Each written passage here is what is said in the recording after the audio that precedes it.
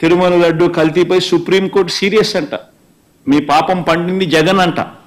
ఆశ్చర్యం. ఆయన తిరుగుతూ ఉంటే, ఆయన సుప్రీంకోర్టు ఆయన తిరుగుతూ ఉంటే, ప్రజలు ఆయన తిరుగుతూ ఉంటే, అందరూ దాన్ని చూస్తూ ఉంటే, అందరూ దాన్ని రాస్తూ ఉంటే, ఏమాత్రం సిగ్గు ఎగ్గు లేకుండా దాన్ని కూడా వక్రీకరించాలని దాన్ని కూడా ట్విస్ట్ చేస్తూ, మీ పాపం పండింది జగన్, తిరుమల లడ్డు కల్తీపై సుప్రీంకోర్టు సీరియస్. వైవి సుబ్బారెడ్డిపై ఆగ్రహం అంట. చంద్రబాబు నాయుడుపై ఆగ్రహం వ్యక్తం చేస్తే వైవి సుబ్బారెడ్డిపై ఆగ్రహం అంట. వైవి సుబ్బారెడ్డిపై ఆగ్రహం వ్యక్తం చేసిన సుప్రీంకోర్టు అంట. ఆశ్చర్యం అంటే ఆశ్చర్యం. నిజంగా వీళ్ళు రాసే మాటలు చూస్తూ ఉంటే ఇంత దారుణంగా వక్రీకరిస్తూ ఈ మాదిరిగా చంద్రబాబు నాయుడు గారు అనే వ్యక్తి ఈ స్థాయికి దిగజారిపోయిన పరిస్థితులు కనిపిస్తూ ఉన్నాయి. రాష్ట్రాన్ని నడుపుతా ఉన్న వ్యక్తి నిజాయితీగా ఉండడానికి, ఆ నిజాలను ఒప్పుకోవడానికి, ఇవే వివరాలను ఒక్కసారి నేను మళ్ళీ మీ అందరికీ మెమరీ ఒక్కసారి రీజిక్ చేయడానికి ఒక్కసారి మీ అందరికీ కూడా చూపిస్తా. ఒక్కసారి మీరంతకు మీరే గమనించండి. జూలై 6వ తారీఖున, జూలై 12వ తారీఖున ఏ రకంగా ఈ కంటైనర్లలో ఏ రకంగా క్వాలిటీకి లేని పరిస్థితులు వచ్చినప్పుడు ఆ కంటైనర్లను అసలు లోపలికి వెళ్ళే పరిస్థితి కూడా లేదు. యాజ్ పర్ నార్మ్స్ టీటీడీలో ఉన్న ఒక గొప్ప రోబస్ట్ పరిపాలనా వ్యవస్థ ఎంత గొప్పగా ఉంటుంది అని అంటే, క్వాలిటీ అనేది లేకపోతే అసలు వెహికల్ లోపలికి వెళ్ళే పరిస్థితి కూడా ఉండదు. అదే మాదిరిగానే జూలై 6, జూలై 12 అంటే చంద్రబాబు నాయుడు గారు సాక్షాత్తు ముఖ్యమంత్రి అయి ఉండగా వచ్చిన కంటైనర్లు ఇవి. ఆయన ముఖ్యమంత్రిగా అయి ఉండగా, ఆయన వేసిన ఈఓ అధికారిగా ఉండగా ఎంత గొప్పగా తిరుపతిలో వ్యవస్థ ఉంది అని నడిపేదాని కోసం ఇంతకుముందు మా హయాంలో 18 సార్లు ఇదే మాదిరిగానే క్వాలిటీ లేకుండా వస్తే రిజెక్ట్ చేసి పంపించాం. 2014 నుంచి 19 మధ్యలో చంద్రబాబు నాయుడు గారి హయాంలో ఆయన ముఖ్యమంత్రిగా ఉన్నప్పుడు ఇదే మాదిరిగా క్వాలిటీ లేకుండా మెటీరియల్ వచ్చినప్పుడు, క్వాలిటీ లేకుండా ట్యాంకర్లు వచ్చినప్పుడు ఆయన హయాంలో 14 సార్లు తిరిగి వెనక్కి పంపించారు. తిరుపతిలో ఒక గొప్ప వ్యవస్థ ఉంది, ఒక రోబస్ట్ ప్రక్రియ ఉంది.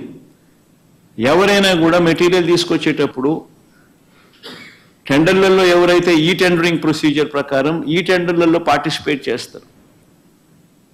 ఆ ప్రీ క్వాలిఫికేషన్ క్రైటీరియా కూడా కొత్తగా వచ్చినట్టు కాదు, ఎప్పటి నుంచో ఉండేటివి, పాతవే. ఆ ప్రకారం ఎవరైనా ఈ టెండర్లలో పార్టిసిపేట్ చేస్తారు. ఈ టెండర్లలో ఎవరికైతే L1 వస్తుందో వాళ్లకు ఆ కాంట్రాక్ట్ అనేది ఇస్తారు. 65% వాళ్ళకి ఇస్తారు, మిగతా వాళ్ళకు మిగతా 35% పంచుతారు అదే రేట్కి. ఇది ఎప్పటి నుంచో ఉన్న ప్రక్రియ. వాళ్ళు వచ్చే వాళ్ళు కూడా NABL సర్టిఫికేట్ తీసుకొని వస్తారు, lab certificate on product quality తీసుకొని వస్తారు. తీసుకొని వచ్చిన పిమ్మట అయినా కూడా తిరుపతిలో ప్రతి ట్యాంకర్లోనూ 3 సార్లు టెస్టింగ్ చేస్తారు.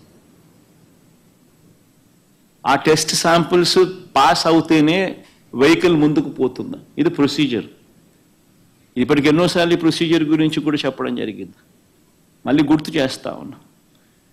ఆ ప్రొసీజర్ల నేపథ్యంలో జూలై 6, 12వ తారీఖున వచ్చిన మెటీరియల్ తిరుపతిలో వీళ్ళు 3 సార్లు టెస్ట్ చేసి ఆ ట్యాంకర్లను ఏదైతే 3 సార్లు టెస్ట్ చేసిన ప్రక్రియ ఏదైతే చేశారో ఆ ప్రక్రియలో ఈ టెస్ట్లలో అది ఫెయిల్ అయిన పిమ్మట ఆ కంటైనర్లో ఆ ట్యాంకర్ ఫెయిల్ అయితే ఆ ట్యాంకర్లను పక్కన పెట్టి ఆ ట్యాంకర్ ఫెయిల్ అయినటివి లోపలికి పంపించకుండా ఆ ట్యాంకర్లను పక్కకు పెట్టేసేసి ఆ ట్యాంకర్లు అసలు వాడుకలోనే తీసుకుని రాలేదు, వెనక్కి పంపించేశారు ఆ ట్యాంకర్లను.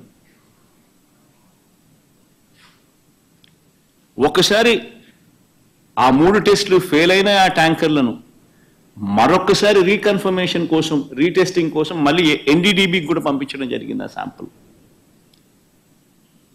ఆ శాంపుల్ మళ్ళీ జూలై 23వ తారీఖున రిపోర్ట్ వచ్చింది.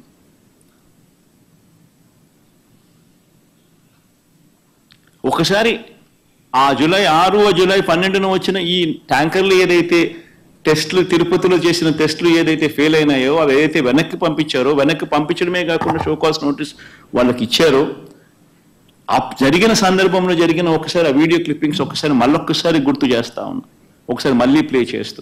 ఇది జూలై 23వ తారీఖున సాక్షాత్ ఈవో మాట్లాడిన మాటలు. జూలై 23వ తారీఖున పే చేయండమ్మా. ఒక ఇంపార్టెంట్ ఆస్పెక్ట్ ఏంటంటే టేస్ట్ అనేది మనకు తెలిసిందే, కానీ అరోమా అనేది మనకి కరెక్ట్ గా ఉందా లేదా, క్వాలిటీ లేకపోతే మేము మీ మీద చర్యలు తీసుకుంటామని అందరి మేనేజ్మెంట్ వాళ్ళే వచ్చారు, ఒక్కొక్కరు మాట్లాడి చెప్పిన తర్వాత కొంతమంది ఇంప్రూవ్ చేశారు. ఆ శాంపుల్లో అడల్టరేషన్ ఉందని తెలియదు.